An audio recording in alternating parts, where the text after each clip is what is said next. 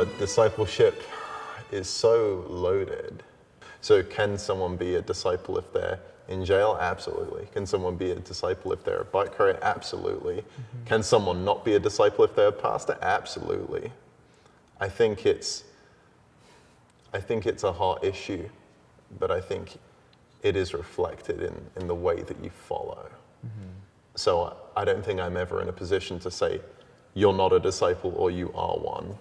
But I think it can be, sometimes when someone loves and follows Jesus, it's pretty obvious, right? It just radiates out of them. So sometimes it's really clear, but we often see that in places we might not expect to see it. My name is James. I am an MDiv, Masters of Divinity, in the Pioneer stream. So that's for folks that realize that church doesn't necessarily work for everyone, and we're trying to work out new ways of reaching people.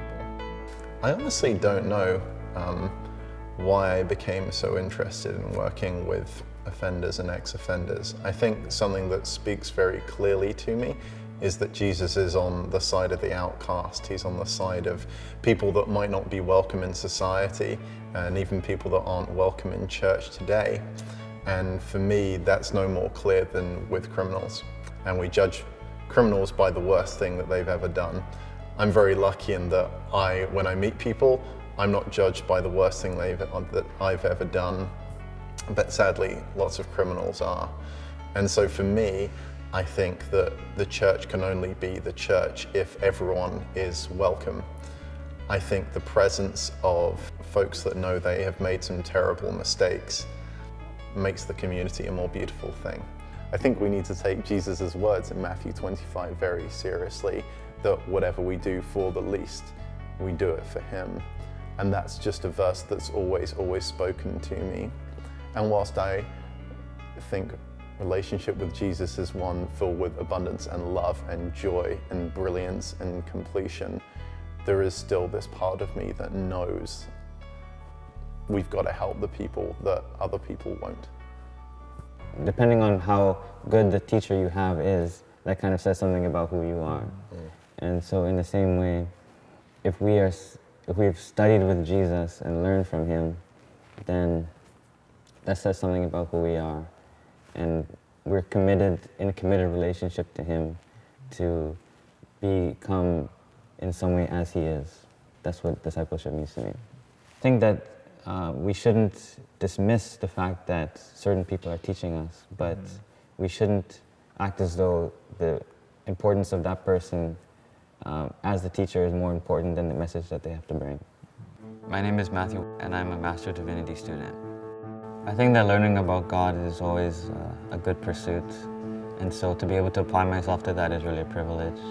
There's so much that I don't know yet and that I'm trying to learn, and I think that pursuit will continue for the rest of my life. Being a follower of Christ at a young age, I think, is a good thing because I'm still being formed, and so I'm in a process of growth in many ways, so I'm continuing to grow theologically as I'm growing as a person, and so hopefully the two things will come together. I've always seen discipleship as meaning, learning how to kind of live your life no matter where you are, no matter who you are, and no matter what you've done, kind of live in that, trying to follow that path of Jesus and trying to live your life according to how he wants you to live your life. And I guess like being graduate students, we always want to kind of get into a certain stream, but I think one thing that really challenges me about Jesus is, his school of life is open to everybody, and it's not selective. It's not, it's not elitist, but it is really disruptive in a sense where he calls everybody by name to join him. I'm always really struck by the fact that early Christians called their faith the way, and so they understood that it wasn't necessarily a theological school or just even like a status, but it was a way they were following, following the footsteps of Christ. My name is Daniel. I'm studying for my Master of Theological Studies, and I was doing my Master of Education, hoping to, use my Christian faith to teach and write curriculum. But as I started studying the material more, I realized that I needed to understand my own faith better in order to actually teach it. And so I enrolled in one course almost by accident, and so it just became a natural progression of going from education to theology. And so hoping to integrate those two things into my career.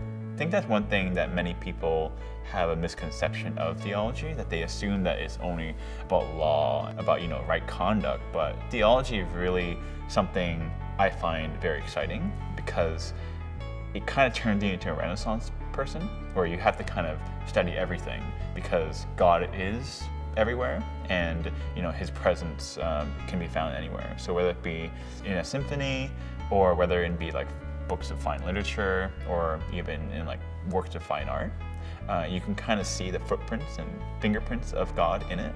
And so that's one of the reasons why I find theology so exciting, because it's really never ending.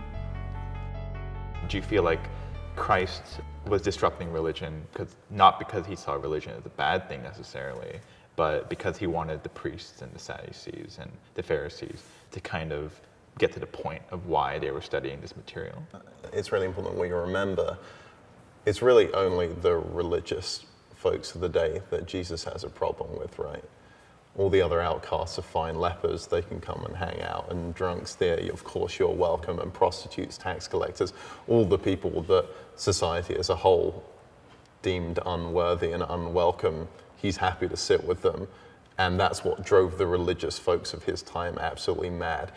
We can see that the governing officials didn't really have a problem with Jesus, right? Pilate says, I can't find any fault in him.